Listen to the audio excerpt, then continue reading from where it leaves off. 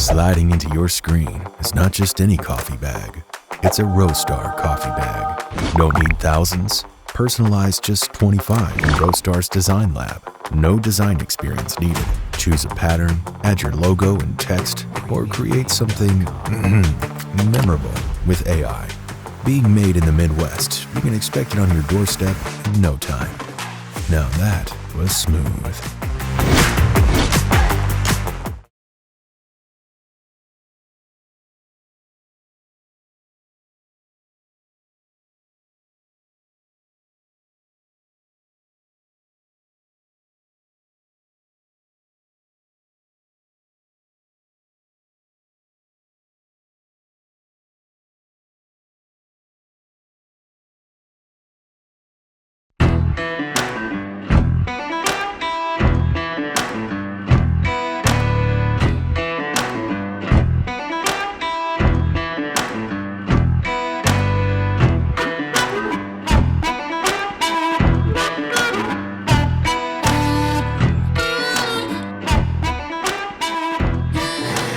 We'll get started and I'll say, hey everyone, welcome to another episode of the Coffee People Podcast. I'm your host, Ryan Woldt. This show is presented by Roastar Coffee Packaging, found online at roastar.com. We're on location today at 10 Speed Coffee Bar in Hood River with our guest, Ben Saur, owner, manager, farmer, I believe. I also farm, yeah. You've been in this coffee location for a long time. What's your role today at 10 Speed? This very day, or today as in? Generally speaking, like, are you day-to-day behind the bar? Yeah. Are you managing and owning? Like, what's your role? So I have a manager who does most of the day-to-day. I'm still here paying bills, writing paychecks, checking in, keeping everyone happy, making sure the shop's running smoothly. This time of the year, I do a lot more farm-related things. I'm pretty busy on the farm. So my role this time of year is pretty minimal. In the winter, I'm here a little bit more, quite a bit more, really. And we'll even work shifts. I actually worked a couple shifts last week or 2 weeks ago. Yeah. So if someone's out of town, I think we had 2 people out of town. I'm kind of You're the guy. I'm the last option. Last line. It wasn't always like that though. Yeah. Right. How long have you been here? Like 18 years in coffee or longer? This shop has been here for, it'll be 20 years this fall. Okay. I have been at this shop almost 18 years. Yeah. Yeah. So I spent, I think, a little over 4 years working. I managed for a little bit, and then I bought it in 2012, I think. Okay. So this is That's kind of cool that you kind of worked your way in, knew it intimately, and then invested into something you kind of knew and had spent the time investment in. Yeah. Brian, who started 10 Speed, we used to roast here too. There's still the vent right there. Oh yeah. We used to have a little 5K Pro Bat roaster. He wanted to expand. He bought a building, and he was told me, well, we're gonna move. And I told him, I said, you can't leave this spot. Like, he was the only. When he started, everyone thought he was a little bit nuts for starting up here in the Heights. Hood River has a downtown that's very. Is the busy part of Hood River, especially tourist season. You get a lot of tourist traffic. I've been part of that tourist traffic. Everyone thought he was nuts for not being down there, for opening up here on the Heights.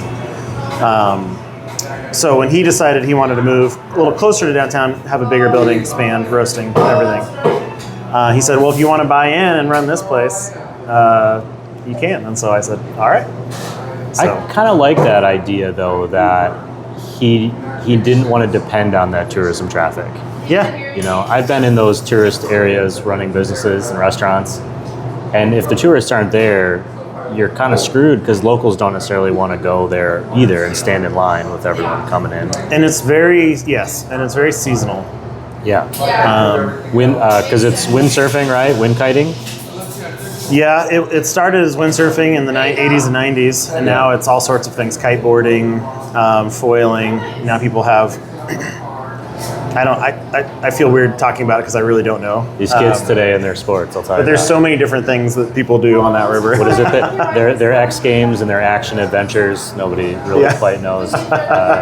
But so when he started, it was, now Hood River has grown a lot in the last 20 years. So it's less, it would be less risky or weird to like open something up here. Yeah. But 20 years ago, that was a big deal. Yeah. Well, even then, when you would have invested in, say, 8-9 years into its adventure, that probably wasn't quite the most obvious solution, other than you were already here, right? We were already here, and then he was moving down, so we had kind of built in competition, and we were both called 10-speed. He was the roastery, I was the coffee bar. Okay. But he had a coffee bar down there too, and everything. Yeah. What made you think, as the barista here, the shop manager, that you wanted to be an owner? Because it's a different responsibility. I have done coffee since I was 18. Okay. And so I've always really loved it. I love the craft of it. I love the social aspect of it. I love the community aspect of it. I had gotten married. We had moved to Portland for a couple years, and I had still kind of worked here off and on. I ended up commuting actually back here to work because we knew we were going to move back. Anyway, so then shortly after that was when he wanted to move down there, and I was ready. Yeah. I loved the spot, I loved the people, and I was ready. It was that time in my life I was ready to. I knew we were going to settle here. We had been living here for a long time. We both grew up here, went to high school here.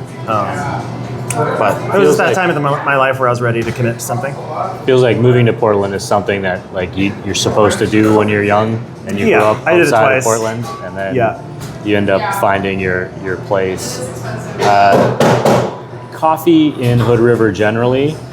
I mean, you mentioned it was risky 20 years ago here, but right now when I'm in town, it feels like, why isn't there's probably a coffee shop every other block, and it would be okay.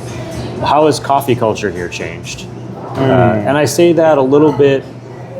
So the coffee I'm drinking is your French press brewed kickstand house brew, and it's a really lovely, come in, it's ready to go cup of coffee. Yeah.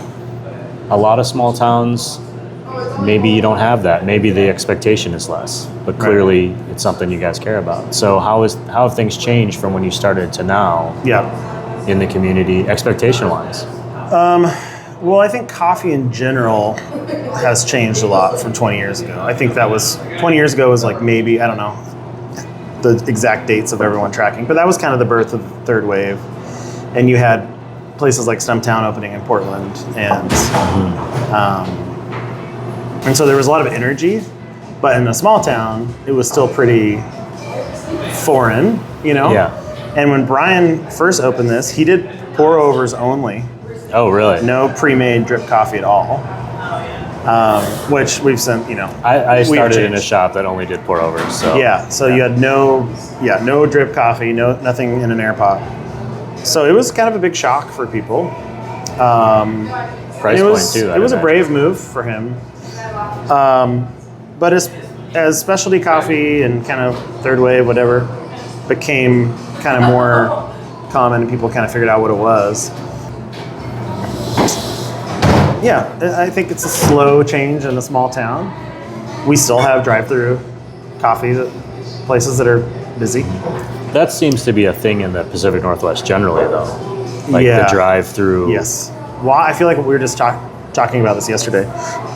Washington has a huge drive-through. Like in the 90s, it was it just blew up. There was drive-through kiosks everywhere. Mm-hmm. That's how my brother, I think, started in coffee. He's also been in coffee a long time, working at like a buddy's drive-through coffee kiosk.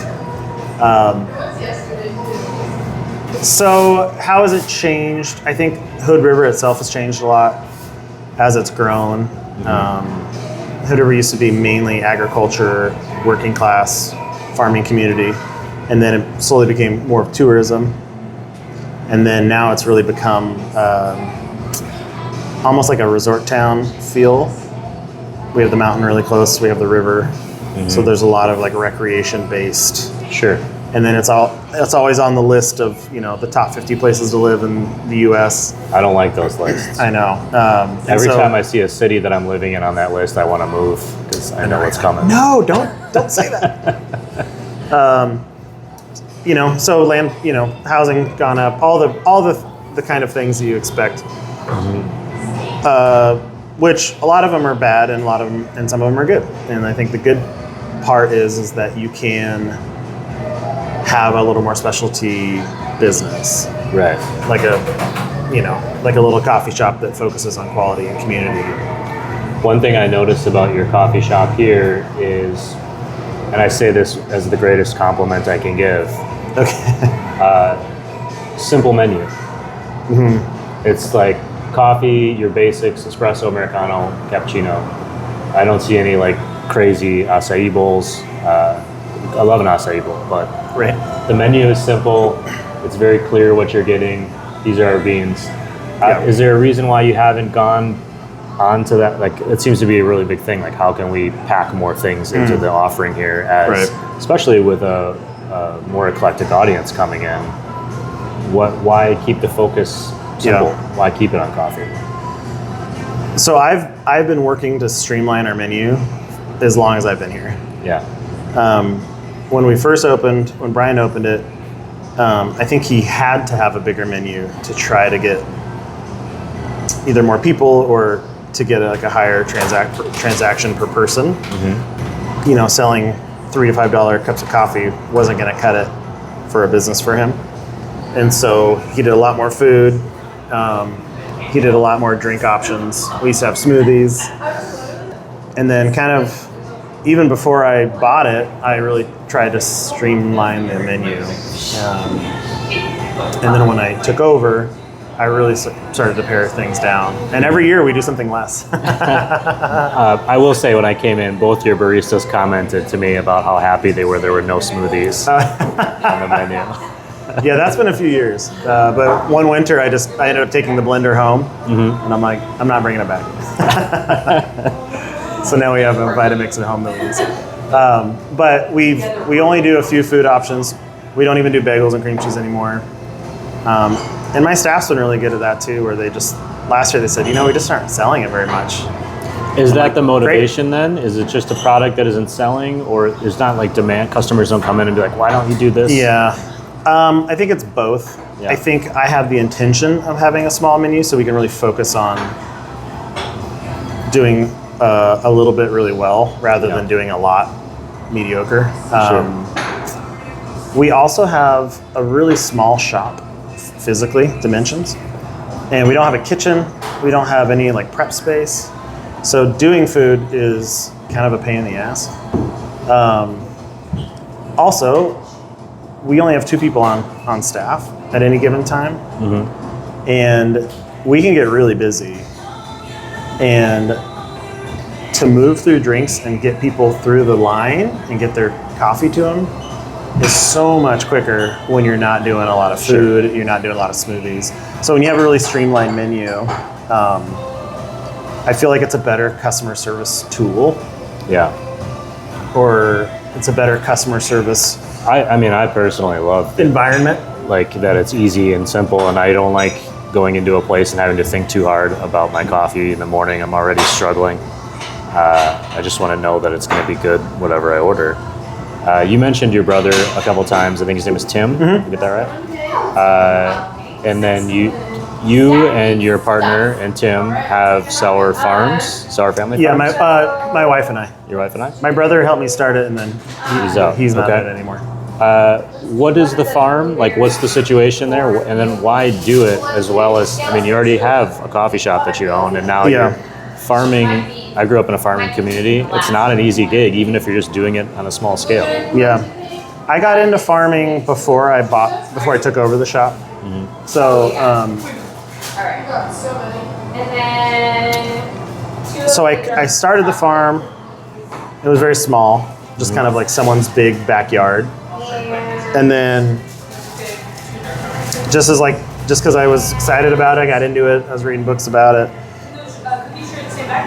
And kind of the same time as we moved back to Hood River from Portland. That's when we started the farm. And it was just like, none of us had any experience really. So it was like, let's just start, see what happens. We'll start really small and just kind of learn how to do this. And then I ended up buying the shop, I think, after our first year farming. So I was working here full time in farming. And then it just every year we just kind of got bigger, and then we found a piece of land to buy. So it was kind of like I had two passions.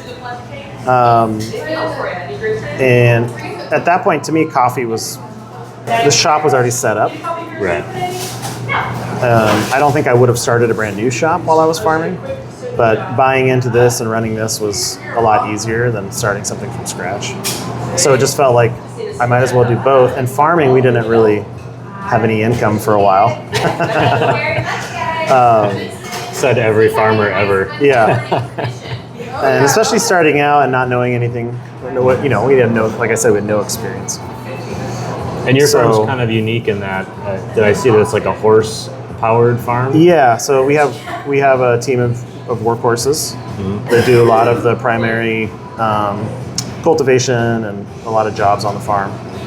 Are horses something that you are, is it farming based, like this is a need that we have for the type of farming we want to do, or is like horses something that you are, I don't want to say passionate about, but you appreciate or that you had experience with? Because horses terrify the shit out of me.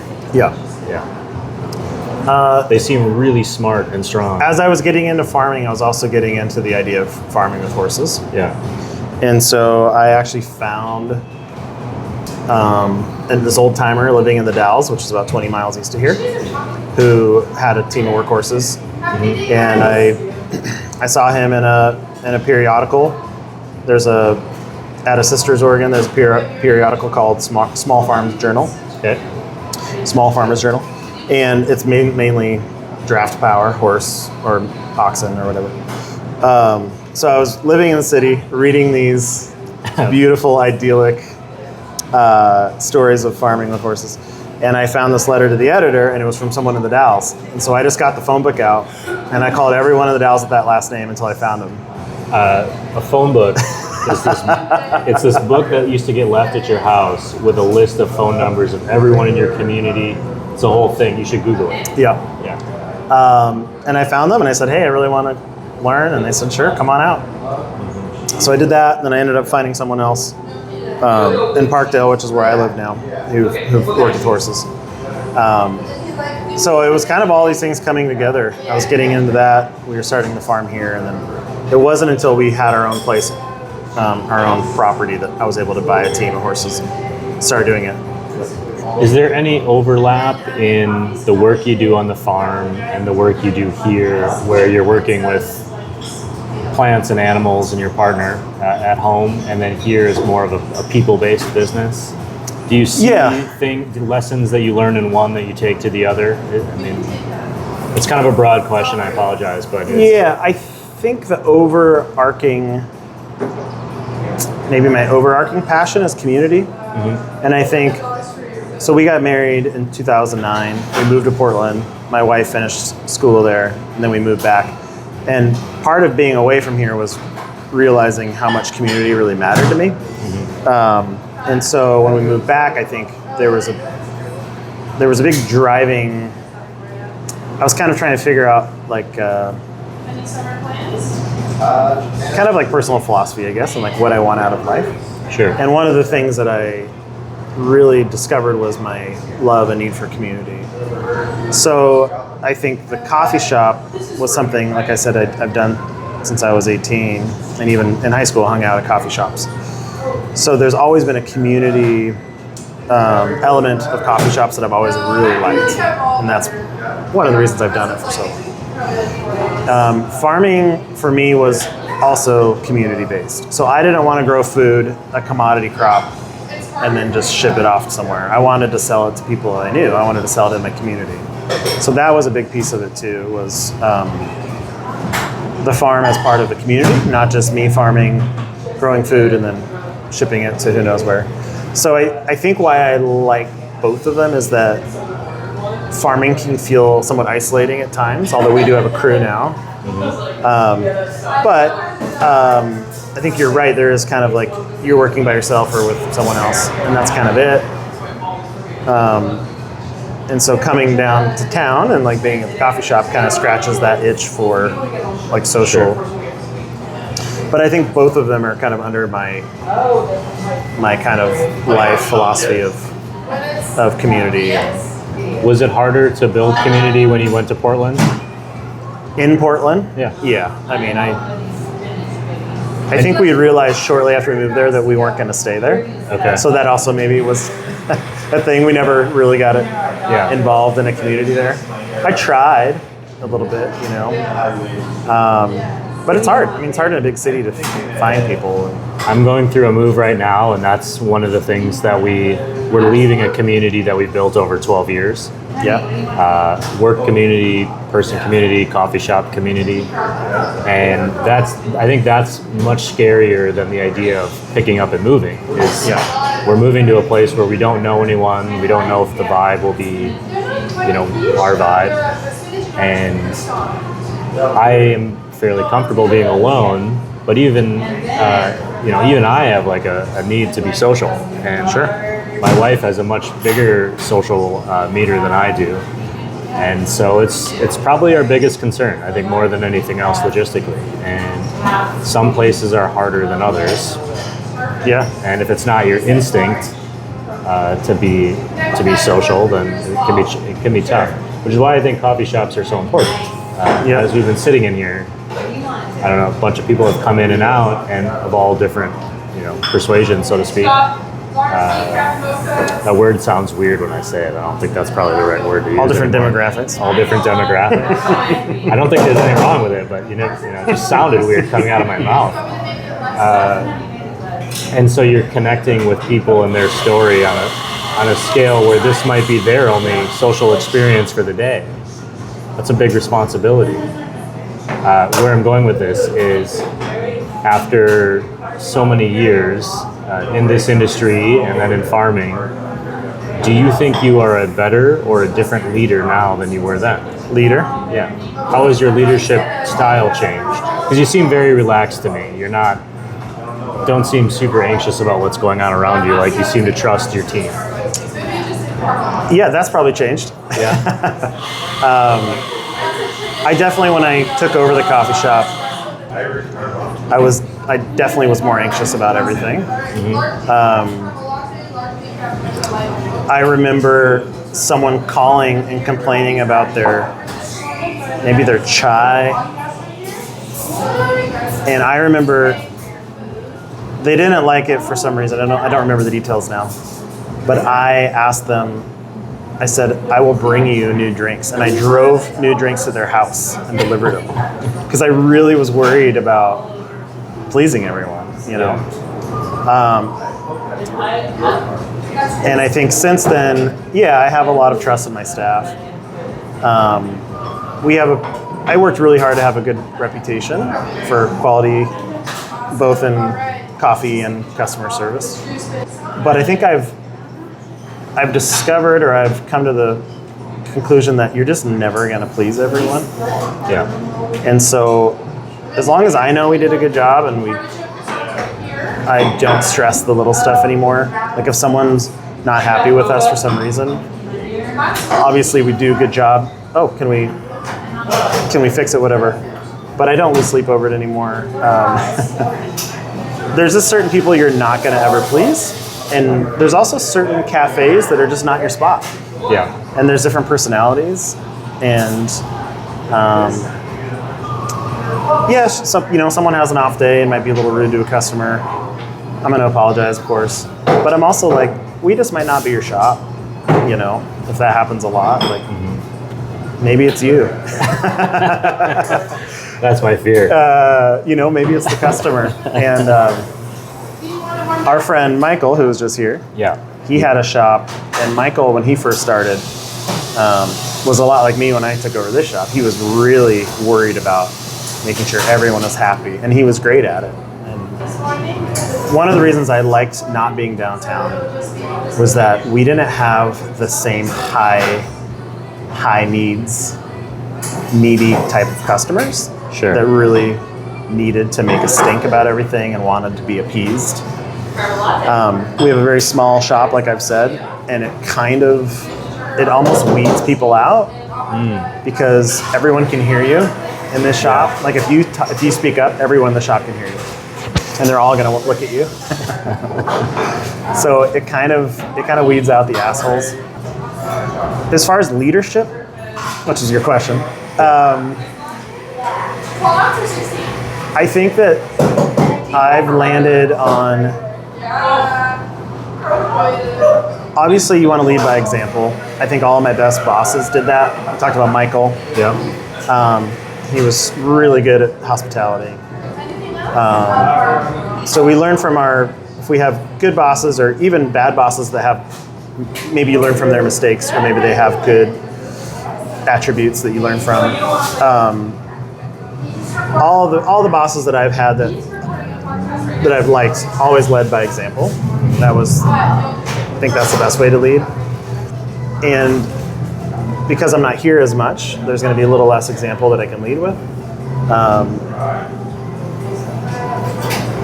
But trying to pass down your ethics and your culture to your employees is really important, and everyone does that in different ways. I've kind of come to the conclusion that once you find good people, I want to work as hard as I can to keep them. And I think, to me, that's how leadership is about. Like enabling your staff. Like, what can I do for you guys? Like, what do you guys need? How can I make you happy? And so finding good people and then keeping them, Sure. to me is like maybe the biggest thing that I've learned. As a manager for other people, I've always tried to fight for employees because I found that it made my job so much easier. Yeah. Because they would invest then because they felt that they were being appreciated.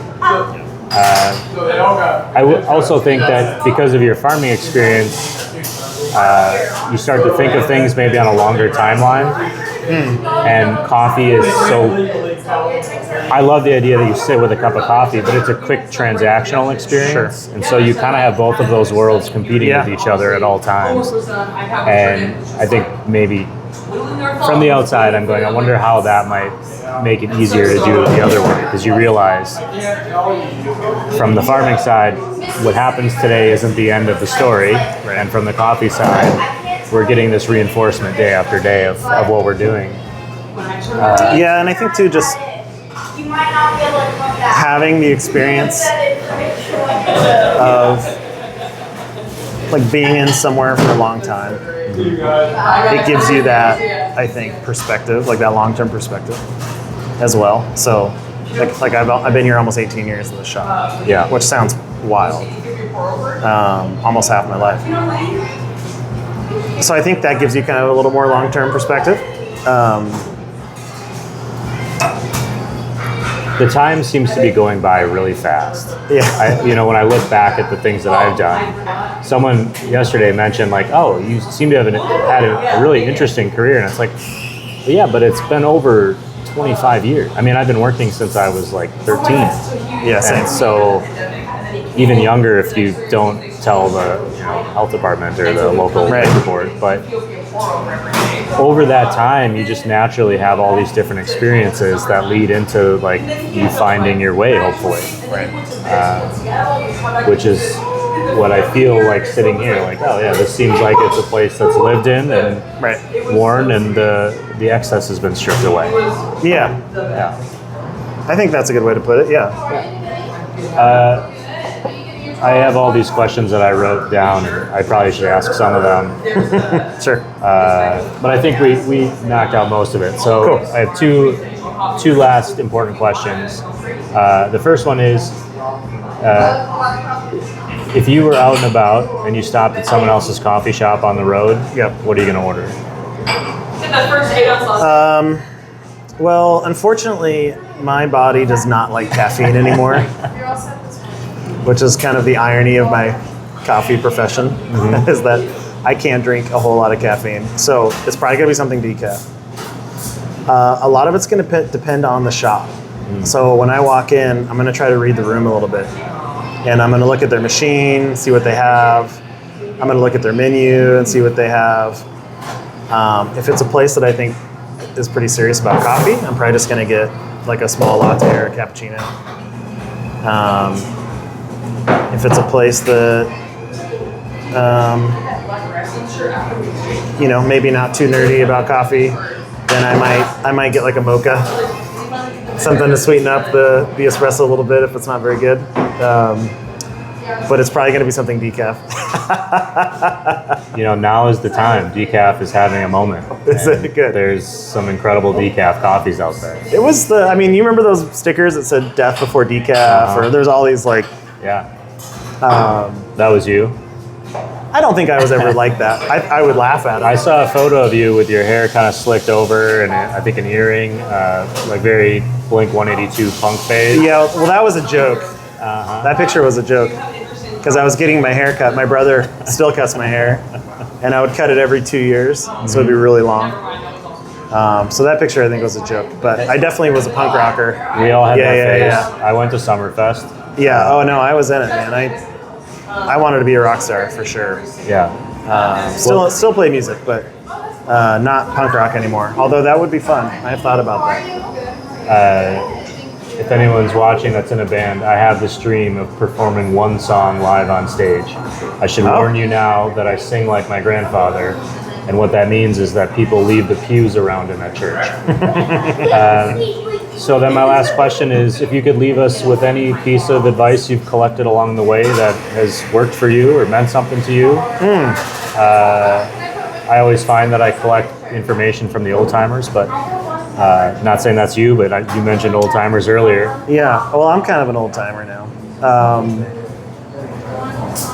Like business wisdom or... Sure, business life. Or just generally something that you've heard along the way that you think, yeah, that made sense to me and I've applied it in my life. I'm so bad at one-liners. Doesn't have to be a one-liner, One of your employees is going through a moment. Well, what sort of advice would you offer about life?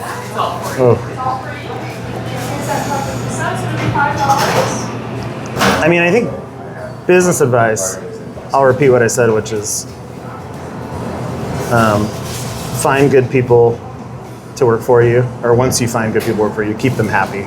Yeah. To me, like if you are managing people, if you have employees, that would be my best bit of advice.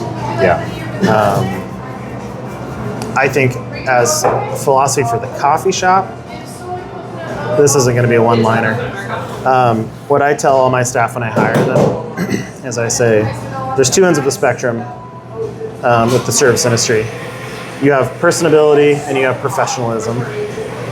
And a lot of people tend to go one way or the other. Like some people are really professional, good at their job, but they're not good at talking with people.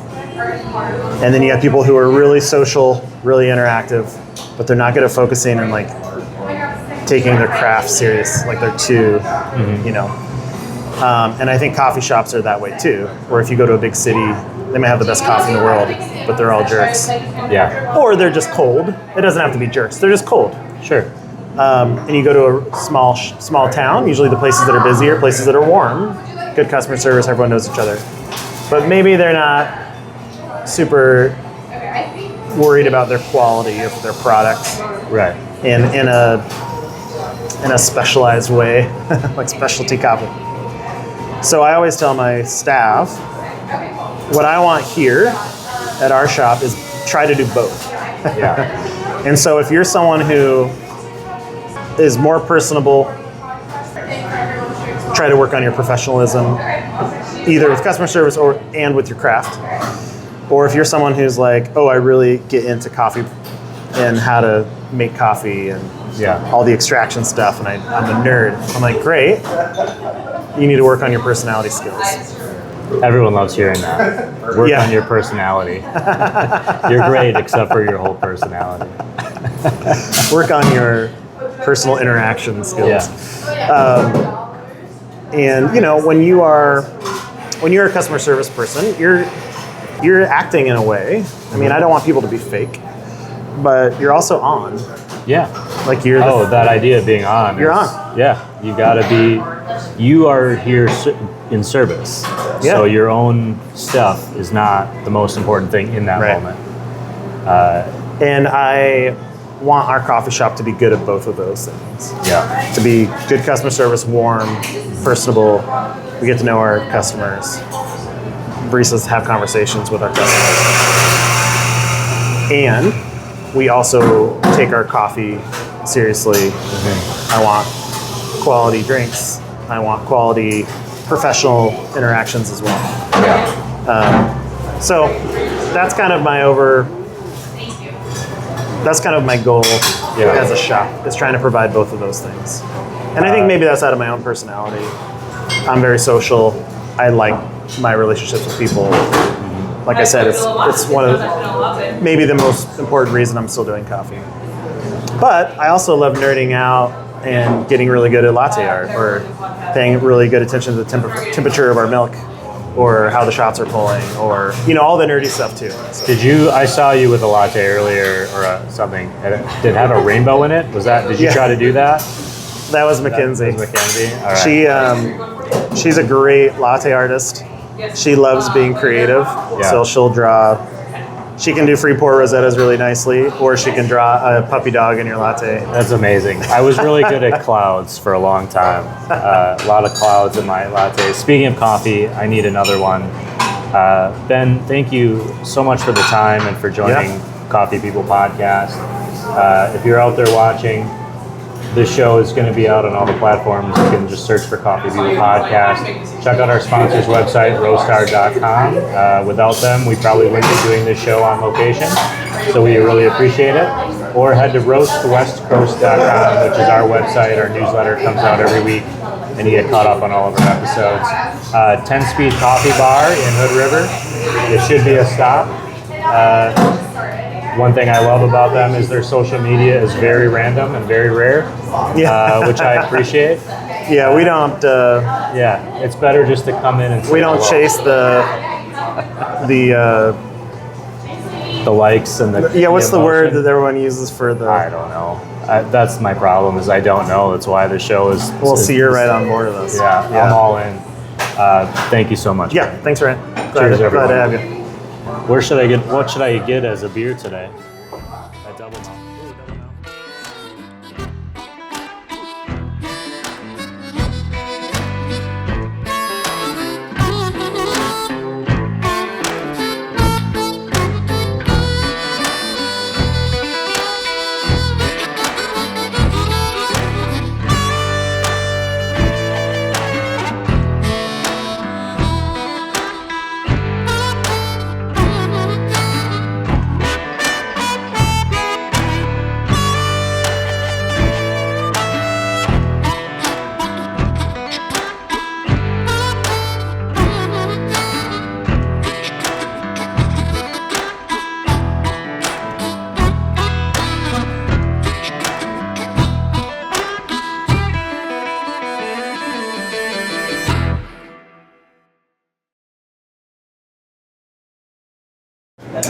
Our flow and our Everything might be it's a all little going to be off. wacky, Yeah, that's all right.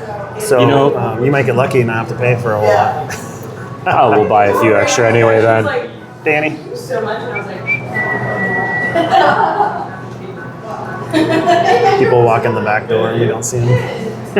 That's a very restaurant hospitality management ownership thing that just happened there.